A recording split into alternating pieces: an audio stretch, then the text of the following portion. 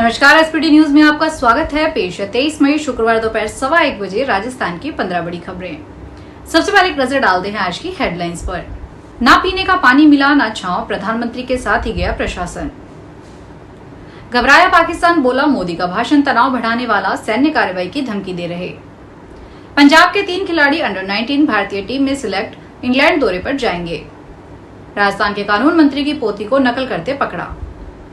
राजस्थान से दूसरे राउंड में 153 बांग्लादेशी घुसपैठिए। और अब खबरें विस्तार से सुनिए।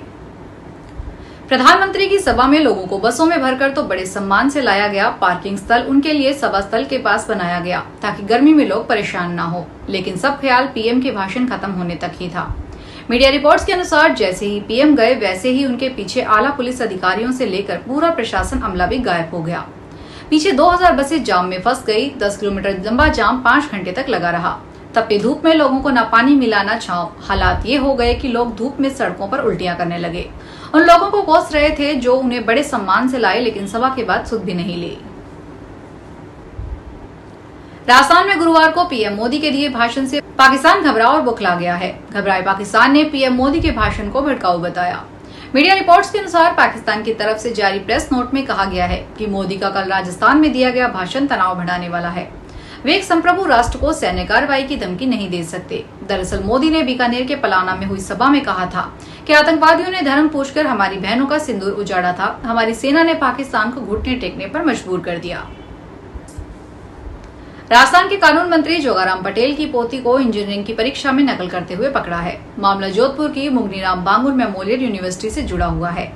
कानून मंत्री पटेल ने इसे राजनीतिक दबाव का मामला बताया है। मीडिया रिपोर्ट्स के अनुसार कैंपस में इन दिनों सेमेस्टर एग्जाम हो रहे हैं। गुरुवार को एनवायरमेंटल इंजीनियरिंग की परीक्षा थी। इसी में कैबिनेट मंत्री की पोती भी एग्जाम दे रही थी। फ्लाइंग टीम निरीक्षण के पास पहुंची तो स्टूडेंट्स के पास रखे कैलकुलेटर के कवर पर पेंसिल से नोट्स लिखे मिले। परीक्षा हाल में स्टूडेंट्स की जांच के लिए पहुंची फ्लाइंग टीम में 2 शिक्षक थे। कैलकुलेटर के कवर पर कुछ लिखा होने की जानकारी के बाद स्टूडेंट्स से दोनों पूछताछ भी की गई। टीम के सदस्य डॉक्टर अंशु अग्रवाल व डॉक्टर मनीष कुमार ने नकल का केस बनाकर स्टूडेंट को दूसरी कॉपी दिलवा दी। भारत के पूर्व स्पिनर हरभजन सिंह पंजाब के युवा क्रिकेटरों विवान मल्होत्रा, राहुल कुमार और अनमोल सिंह जी को आगामी इंग्लैंड दौरे के लिए भारत के अंडर 19 टीम में चुने जाने पर बधाई दी है। तीनों को आयुष महात्रे की अगुवाई वाली टीम में शामिल किया गया है। इस दौरे में 50 ओवर का अभ्यास मैच, उसके बाद 5 मैचों की युवा वनडे सीरीज और 24 जून से 23 जुलाई तक इंग्लैंड अंडर 19 के खिलाफ 2 बहुदिवसीय मैच शामिल हैं। राजस्थान से दूसरे राउंड में शुक्रवार को 153 बांग्लादेशी घुसपैठियों को डिपोर्ट किया गया है। प्रदेश के विभिन्न जिलों में अवैध रूप से रह रहे इन बांग्लादेशी नागरिकों को जोधपुर एयरफोर्स स्टेशन से एयर इंडिया के विशेष विमान से पश्चिमी बंगाल भेजा गया है। वहां से सीमा सुरक्षा बल इन सभी को बांग्लादेश भेजने की कार्रवाई करेगी। दरअसल पहलगाम में आतंकी हमले के बाद केंद्र सरकार के निर्देश पर प्रदेश के मुख्यमंत्री भजनलाल शर्मा ने जिलों में अवैध रूप से रह रहे पाकिस्तानी नागरिकों को ढूंढ निकालने के लिए अभियान चलाने के निर्देश दिए हैं। इसके तहत अवैध बांग्लादेशी नागरिकों की पहचान कर 1000 से ज्यादा लोगों को पकड़ा गया था। अब इन्हें वापस बांग्लादेश भेजा जा रहा है। बांग्लादेशी नागरिकों को डिपोर्ट करने को लेकर राजस्थान पुलिस और बीएसएफ लगातार कोऑर्डिनेट कर रही है। बांग्लादेश सरकार को भी उनके नागरिकों की जानकारी दी गई है। आरजीएचएस में राजस्थान सरकार की सख्ती के चलते विभाग की ओर से लगातार की जा रही जांच, पेनल्टी और योजना से अस्पतालों को हटाने की कवायद को लेकर अस्पताल लामबंद हो गए हैं। विभिन्न एसोसिएशन के डॉक्टर्स ने बैठक में तय किया है कि 1-2 दिन में सरकार और चिकित्सा विभाग के आला अधिकारियों के सामने अस्पतालों की परेशानी के मुख्य बिंदु रखे जाएंगे। यदि सरकार जल्द विचार नहीं करती है तो अस्पताल खुद को योजना से बाहर कर लेंगे। मालूम हो कि 3 माह से अस्पतालों के बिलों की सख्ती से जाँच की जा रही है और जरा सी भी गड़बड़ी होने पर भारी पेनल्टी लगाई जा रही है। इससे अस्पताल संचालकों में रोष है। उनका कहना है कि केवल एआई के भरोसे जांच की जा रही है।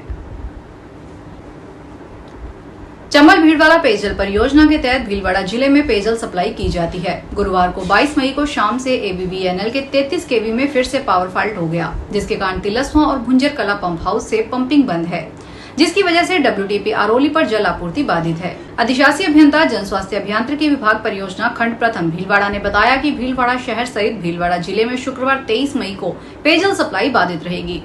पिछले 3 से पेयजल सप्लाई नहीं होने से शहरवासियों को काफी परेशानी होने लगी है। भारतीय सेना के वीर अधिकारी कर्नल मनप्रीत सिंह ने देश की रक्षा में अपने प्राणों की आहुति देकर अमरवीरों की श्रेणी में अपना नाम दर्ज करवाया है। आतंकवाद के खिलाफ लड़ते हुए अद्वितीय वीरता, नेतृत्व और साहस का परिचय देने के लिए उन्हें भारत सरकार ने मरणोपरांत कीर्ति चक्र से सम्मानित किया गया है।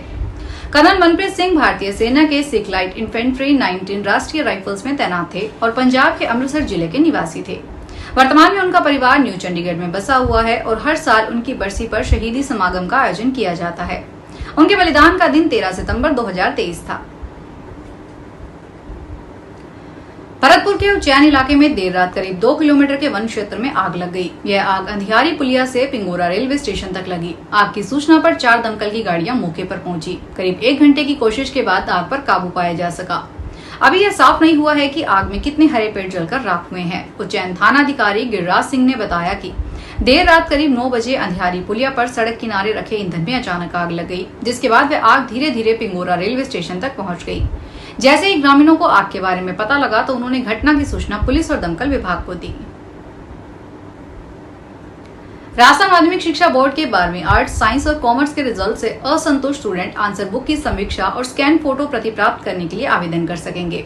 सामान्य शुल्क के साथ 29 मई लास्ट डेट है। बोर्ड सचिव कैलाश चंद्र शर्मा ने बताया कि विलंब शुल्क के साथ 1 जून तक भी आवेदन किए जा सकेंगे। परीक्षार्थियों को ई मित्र अथवा स्वयं के स्तर पर ऑनलाइन ही आवेदन करना होगा।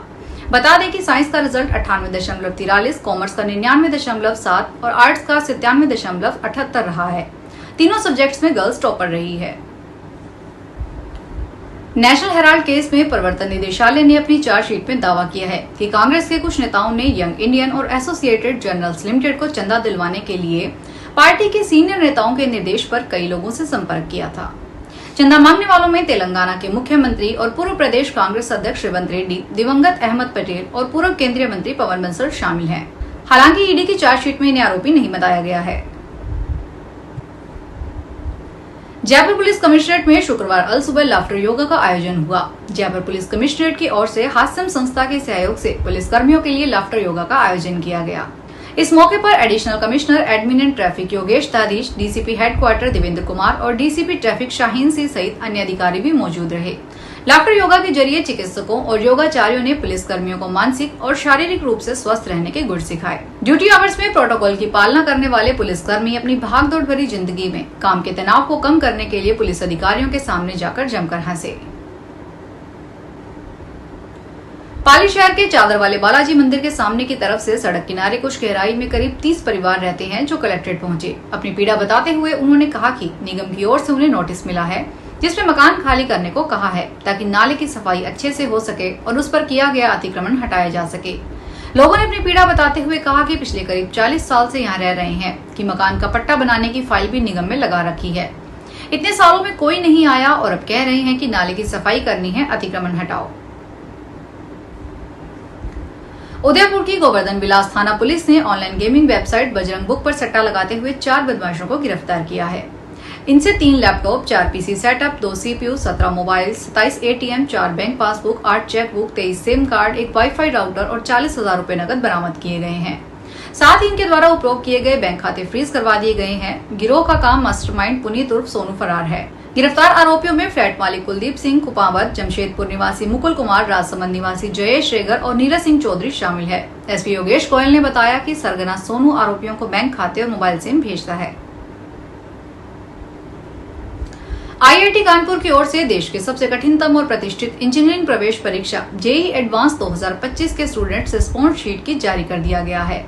परीक्षा 18 मई रविवार को 2 पारियों में हुई थी। इसके साथ ही स्टूडेंट्स ने अपने रेस्पॉन्स डाउनलोड कर एक्सपर्ट से चर्चा के बाद अंक और रैंक का अनुमान लगाना शुरू कर दिया है। प्रोविजनल आंसर की 26 मई को जारी होगी। परिणाम 2 जून को जारी किया जाएगा। काउंसलिंग एक्सपर्ट अमित आहूजा ने बताया कि स्टूडेंट्स रिस्पॉन्स शीट अपने जेईई एडवांस के एप्लीकेशन नंबर, जन्म तिथि, रजिस्टर्ड मोबाइल नंबर से लॉगिन कर सकते हैं। फिलहाल इस बुलेटिन में इतना ही। फिर हाजिर होंगे बड़ी खबरों के साथ।